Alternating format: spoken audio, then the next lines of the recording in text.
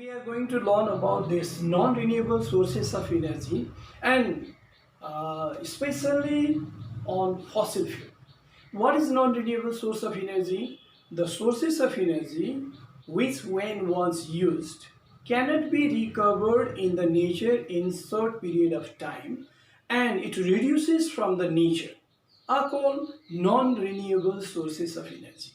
And if we have to make a list of non-renewable sources of energy, we can make lists like this. Number one, fossil fuel. Fossil fuel. And further, fossil fuel can also be divided into three kinds. Number one, coal.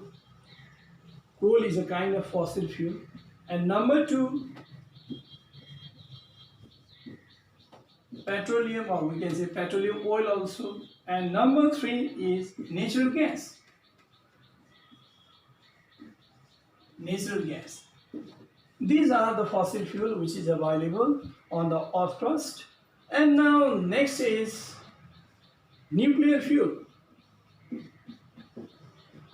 Nuclear fuel is also non-renewable source of energy, and its example, just for example, this uranium having atomic mass 235 is used as nuclear fuel. Now our focus, today's focus is on fossil fuel, and that's why I'm talking about this first. If you are told what is fossil fuel, we can say this way: the fuel which forms by the decomposition of the fossil of plant and animal in the earth crust due to high temperature and pressure in the absence of oxygen are called fossil fuel. And it can be divided into these three types. One is coal, another is petroleum, another is natural gas. This way we can define fossil fuel. Now next, what is coal? This is solid fossil fuel, this is liquid fossil fuel, and this is gas fossil fuel. Fossil fuel, if you are told to write about the gas fossil fuel, you have to write about natural gas, liquid and solid this way. Now, what is coal? All of you know that coal is a black colored solid fossil fuel obtained from the coal mines. And this coal mines means it is from the earth crust. Next, how coal forms. Let's talk about this. How coal forms. Actually, if you have to describe certainly, very certainly, we can say this way. In ancient time, many forests were buried into the earth crust, which came under high pressure and high temperature, and in the absence of oxygen, the plant body decomposed and converted to coal. This process is called carbonization also. This way, coal forms in the earth crust. We can describe very shortly this way. Now next is petroleum, and this is petroleum oil, or we can say crude oil also. What is it? This is a liquid fossil fuel. It is dark, viscous, dark colored viscous liquid having foul smell, and it is found in the petroleum mines. We can say it like this. Now a little detail about petroleum. How petroleum oil forms, or how crude oil forms, maybe the question. We can certainly write this way: this petroleum oil forms by the decomposition of the minute plants and animals of the sea. Or we can say this way: in ancient time, millions of numerous plants and animals of the sea were buried into the earth crust, which came under high temperature and high pressure, and in the absence of oxygen, these animals and plants, minute plants and animals, converted to what? Petroleum oil or natural gas. Both of them forms from the same source. This way, petroleum oil forms in the earth crust. Now, since both of them forms from the same source, that's why if petroleum oil is found somewhere, there is high chance of natural gas also. Somewhere maybe only natural gas is found, but petroleum oil may be absent, or maybe both of them are found. Because their source is same and their method of formation is same, that's why they are found together. Maybe this may be one of the question, that why natural gas normally found with the petroleum oil? You have to answer that like this. Source is same and method of formation is same. Now we have to be a little more comfortable with petroleum oil. This is the crude oil. It contains petrol, diesel, kerosene, fuel oil, lubricating oil, asphalt, and paraffin wax. Everything is mixed with it, and that's why we have to separate these components. And this separation is usually done by a big tank with the help of a big tank. And this petroleum oil is heated to very high temperature, about 400 degrees Celsius, and introduced into this tank, and then it is cooled down. And when it cools down from in the range of 40 degrees Celsius to 170 degrees Celsius, then petrol liquefies and it can be separated.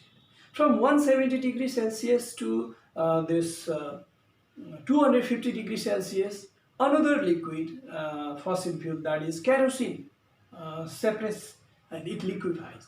From 250 to 350, this diesel separates, and from 350 degrees Celsius to 400 degrees Celsius, the another one, fuel oil, separates from this petroleum oil. This way, by the fractional distillation, on cooling this petroleum oil, we separate different components of this.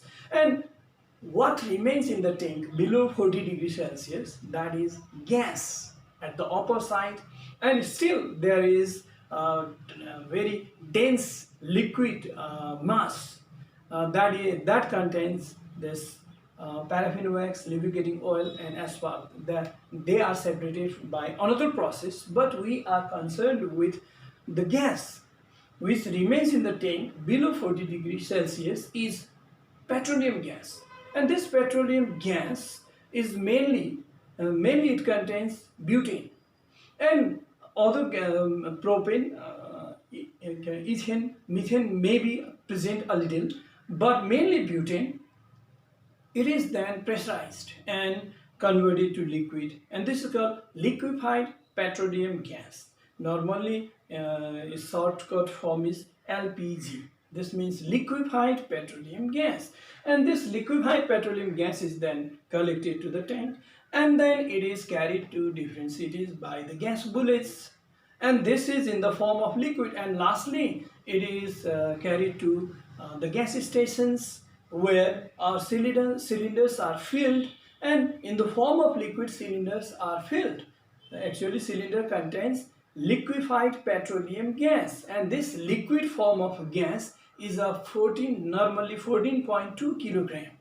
And when we carry it to our kitchen and as pressure is released by using this regulator, then it converts to gas, and we use this for cooking purpose. This way we get LPG, liquefied petroleum gas.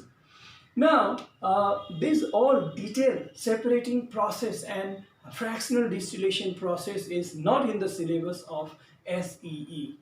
Okay, now how we get this petroleum gas, petroleum oil and natural gas inside the earth crust? Usually, normally they are collected at a place where there is impervious rock at the bottom side, and it is covered with again impervious rock from the upper side, and we'll get here this petroleum oil.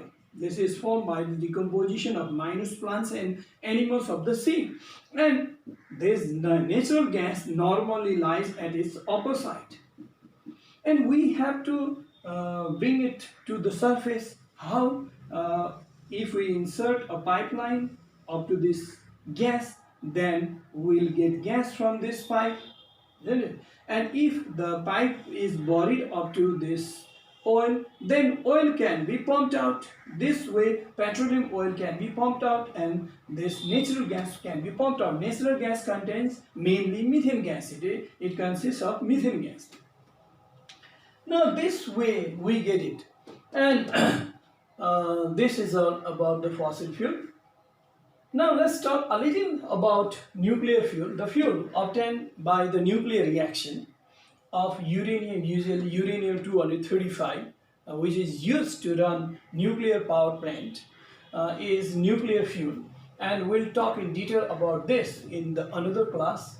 Today's focus was on what this fossil fuel and mainly coal, petroleum and natural gas. We'll continue this with nuclear fuel in